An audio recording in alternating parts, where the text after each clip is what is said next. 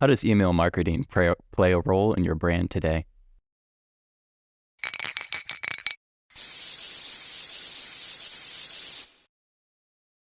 Hi, welcome to the Stratazine podcast, where we dive deep into social media and marketing each and every week. I'm joined today by Luke Alley. Thank you so much for coming on to the podcast. Good to be here.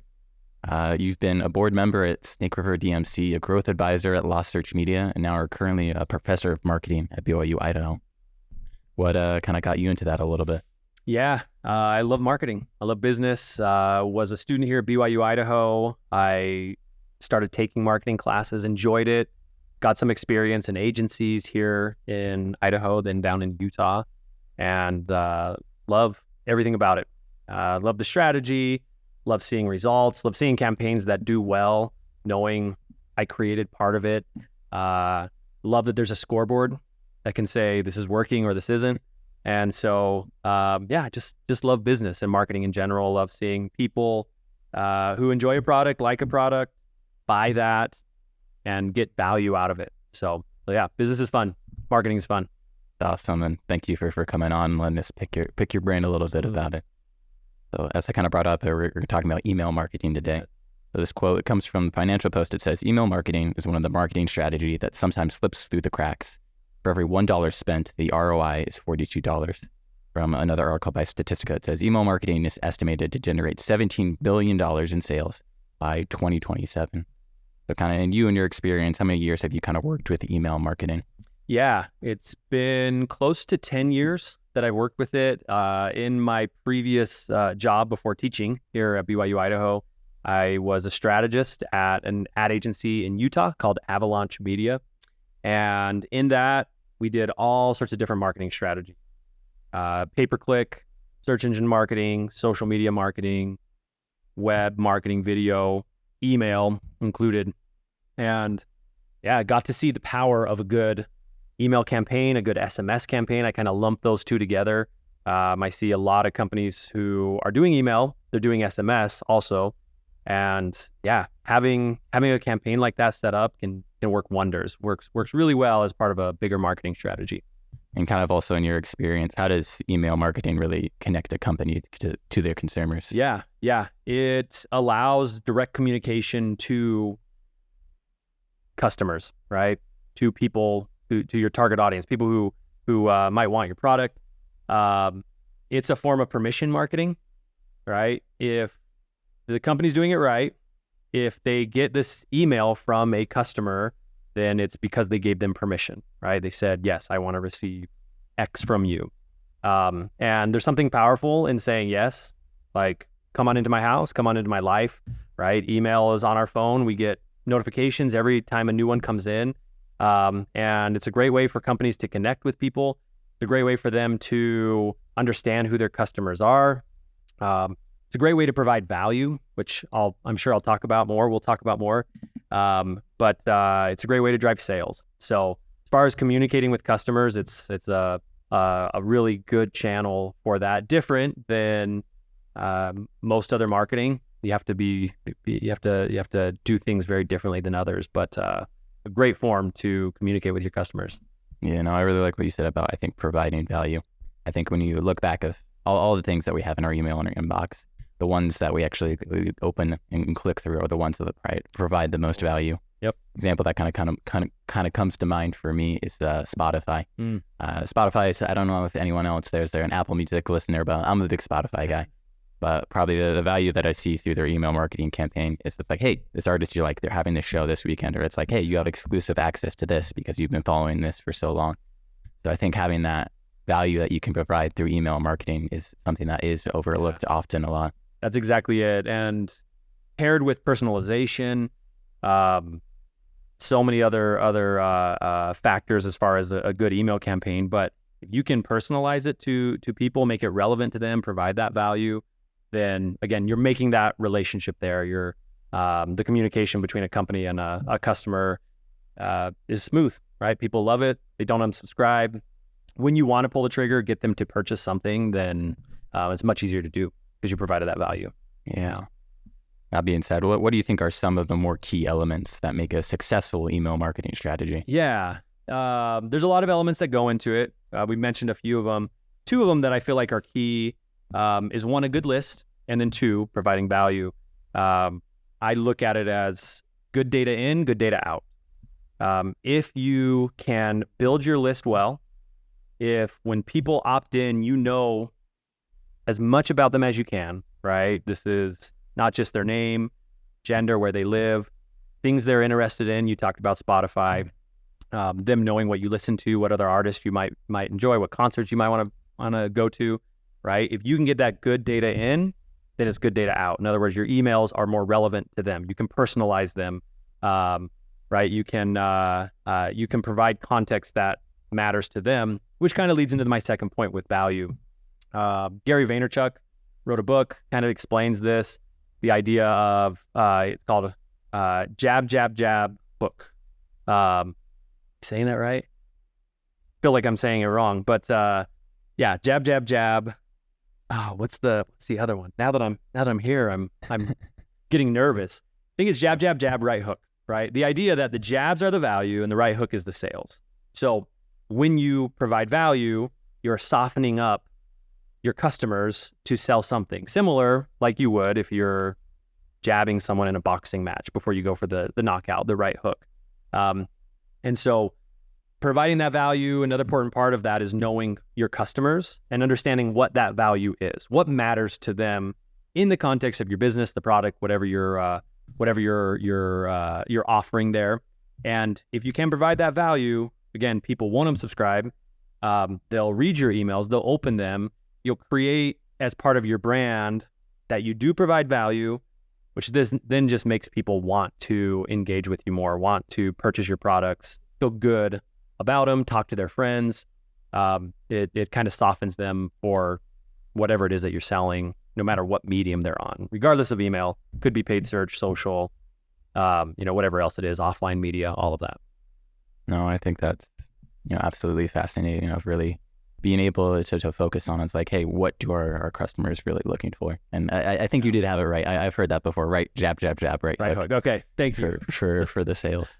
But when I think kind of going back to that analogy, I think one of the means that you can use in email marketing, and I want to hear your thoughts about this, is kind of the storytelling side of it. Is how do we create something that an audience is like, oh, I'm intrigued about this? Yeah. And kind of your opinion, how important is storytelling when it comes to email marketing? So important. It's one of the few things that sticks with people. And I see it across everything that I do. I see it in my teaching. I see it at home, my family.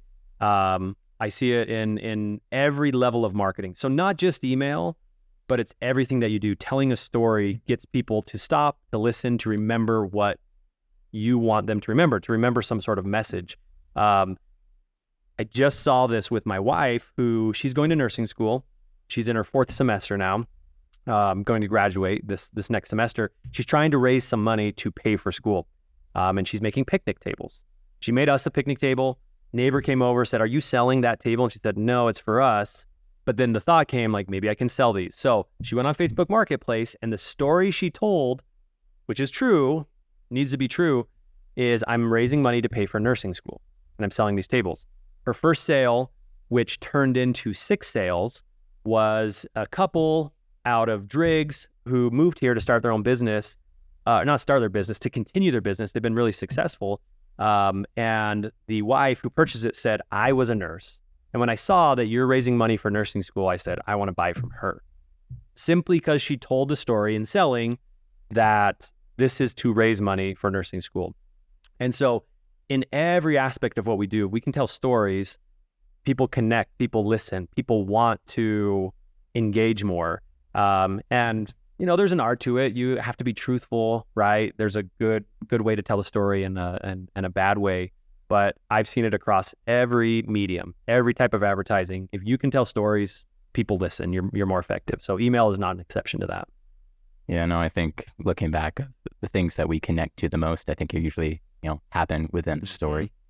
I can think of that emotional connection that's pushed me over the edge to be like, okay, I'm going to buy a product because of this now. Or it's like, oh, I actually like what they're saying, Yep. I think that storytelling aspect, like you said, plays into so many different aspects of life, but also and all the different aspects of affecting our purchases and our spending habits and things like that. Yep. You see it in the littlest things too. In car commercials that are 30 seconds long, they try to tell this mini story, right? On so many levels, you see storytelling. And again, email marketing, not an exception to that. And I want to dive into a little bit more the nitty gritty of kind of email marketing. Yeah. So precise email copy can be the difference between an open and an unopened email. So easy for things to get lost in the inbox or just to not be viewed at all. In your opinion, kind of what makes a good subject line? Yeah. It's one of the things I talk a lot about in my class, something called the curiosity gap. And it's almost like clickbait, except for clickbait usually leaves you disappointed once you actually get in there, right? But curiosity gap basically says, you want to see what's in here without me telling you what's in there, right? You leave a little gap of, this is what I understand and this is what they're promising, and I want to know what it is. Usually it's clear, usually it's concise. The goal primarily with subject lines is to get the click, right? And so the more you can make people curious, the more you can stand out when they're bombarded by so many messages, the more effective that copy is. I've never seen an exact formula that says, regardless of industry, regardless of product, regardless of your email, this is the formula to use. And so what I've seen work is testing also with that, where sometimes it's all lowercase with some emojis in there that works. Sometimes it's something that leaves them hanging, right? Where the subject line almost looks like it's wrong. You're like, what are they saying? Why didn't they add this word, right? But it catches their attention, gets them to click, right? So those are some of the principles that I've seen is, again, use the curiosity gap, keep it clear, keep it concise. I'd be remiss if I didn't mention ChatGPT. The best marketers are using it. Best marketers are using it to say, give me ideas. Here's a subject line. Give me another 20 different versions of this. Use the curiosity gap, make it clear, make it concise, and they get ideas and then they test it, right? A/B testing with every marketing strategy, with every marketing channel that you're using should be part of your strategy, right? Because again, it's hard to know what's going to work or not. And yeah, testing is always part of it. So those are the few things that I've seen with testing subject lines. And going one step further from that, say you get them to click into the email, you have a great subject line. Mm-hmm. Well, what are some strategies to make the email easy to read or to conglomerate? Yeah, it's really a lot of those same principles. Concise generally is better than verbose, right? Make it clear, make it boiled down to the most important information you want to share on there. Make it clear what you want them to do. Again, not all emails lead to some sort of action right then and there.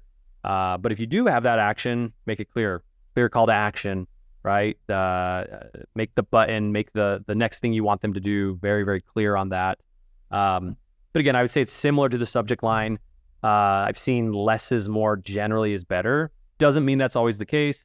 As in most things marketing, it depends is an answer, and that's why you should test. I've seen some email copy that's like super long, and it can work well.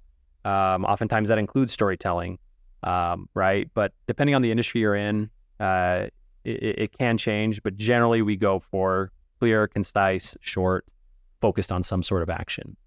Yeah, I think in my mind, the words too long, didn't read are usually one of the biggest things that's like, oh, I opened it, but didn't want to go through it. So focusing on making it concise allows for the audience to be a little bit more engaged and get through it. Yep. Kind of in your experience, do you have any times as you worked throughout the industry where email marketing directly influenced your sales? Yeah, absolutely. Example from earlier this year, I'm an owner of a company called Come Follow Me FHE. We provide materials to families to help with their Come Follow Me study generally. Right. So the Church of Jesus Christ of Latter-day Saints provides like a manual, but it's pretty basic. So we say, if you want to engage your youth, and usually it's parents with kids under 10, if you want to engage them better, here's material to do it. right? Some of it's digital, some of it's through subscriptions. We have some physical products. This last year, we rolled out a new product for Easter called the 12 Days of Easter tree.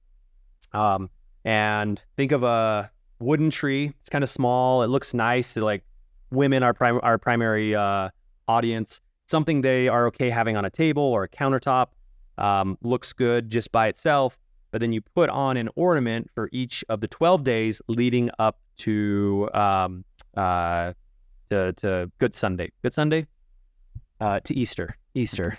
Is that called Good Sunday? I don't know why that came to mind. Good Friday, I think is Good Friday. There you go. Good Friday is the 2 days before Easter. So leading up to Easter, and these ornaments have talk about the Passover, talk about Jesus Christ, talk about the resurrection, right? Things like that. Principles he taught, talk about him entering in Jerusalem, right? So each of these ornaments lead to a discussion that these families have at home.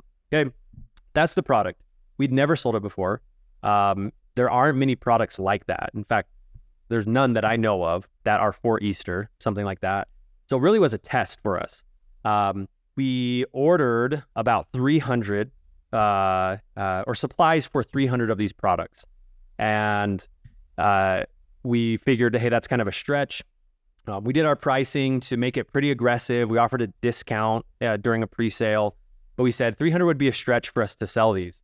And while we did push both on social and email, I give most of the credit to email because of how we did our email campaign. So we did a pre-sale and we had, I think it was 3 or 4 emails where several days before we said, coming soon, a new Easter tradition, right? We had some pretty concise copy. We said, this is what's coming up. Okay, so we kind of teased it. The day before it launched, we said, the pre-sale starts tomorrow, right? We created some scarcity. We told them we only ordered 300, right? We were doing this with SMS also. So it was both email and SMS. And then we launched the pre-sale. And I still can picture the analytics of when we sold. As soon as that email went out, our sales jumped like this. And they started declining, right, as time went on, right? That's kind of how email works, right? Most of the engagement happens as soon as an email is sent and it declines. Within, I think it was 48 hours, we'd sold out of the 300. We had actually written, I still have in our Klaviyo account, we have several emails in draft of the actual selling of the trees. This was only our pre-sale. We said, hey, we're going to pre-sale for these few emails, and then we're going to actually have the sale. And after we started selling those first 2 days, the biggest problem we had is how do we get more of these trees? And we ended up ordering some here in the United States versus China because even though our margins were thinner, we said, there's a demand for this. And so we opened it up again. And we ended up selling close to 600 of these, double what we had projected. And they sold primarily because of our email campaign. Now our list, I talked about our list a little bit earlier, how important a list is. We're constantly adding value to our customers. Again, it's a religious product, right? It's a at-home study product. And so every week we're sending at least 1, sometimes 2, sometimes 3 emails that are just inspirational emails that say, be a better teacher at home, help your kids. Here are resources for you. Here's a talk to listen to, right? So we are doing those jabs constantly. So when it does come for a sale, the right hook, I feel like our list is strong. It's good because people trust us because we're giving value. So that was one example of that. Because of that confidence, we're now launching more products later this year. And we're going to have a similar strategy with email and social combined, hitting them saying, here's a new product that we hope will help you be better teachers at home, help your kids learn the gospel of Jesus Christ, and provide that value to them. Oh, I think that's definitely a fantastic example of using all these principles that you've been talking about throughout the podcast. We have time for one more question. If business was hesitant about incorporating email marketing, what do you think you would say to them? Yeah, if a business was hesitant, I'd say there might be a good reason for that. While I believe email marketing fits for almost every business, there could be some exceptions to that. I've done enough consulting and worked with enough businesses to know that there's not a silver bullet for every company, right? That said, I think most companies who are not doing email marketing are missing out, right? I think it's the exception rather than the rule to not do email marketing because it's you mentioned some of the ROI on it, not just because of the ROI, but also what's happening in marketing in general. Email is separating itself from everything else. Social and search, two huge strategies that most companies are doing, are becoming harder to do it, and they're becoming more expensive. The control of all of those channels belongs to the platforms. Every social platform can say, do I want to show your content or not? If you build an audience on there, they can change overnight if you can reach that audience or not. Search rankings change every day. Your paid search ads can become very expensive at Google's whim. And all of a sudden your ROI on those channels can change immediately. Email though, if you have a list and you're building the list and it's a good solid list that you've done correctly, no one can take away, right? You can mess it up if you post too often, if you don't give value, if you spam them, right? You can mess that up, but email is one of those channels that is separating itself from everything else. Do I think it's the silver bullet? Do I think every company needs it right now? No. I do think there's probably some scenarios where you wouldn't, but I think that's the exception.